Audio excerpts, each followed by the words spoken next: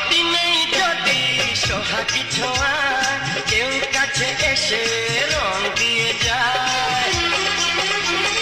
ক্ষতি নেই যদি সোহাগী ছোঁয়া কেউ কাছে এসে রং দিয়ে যায়।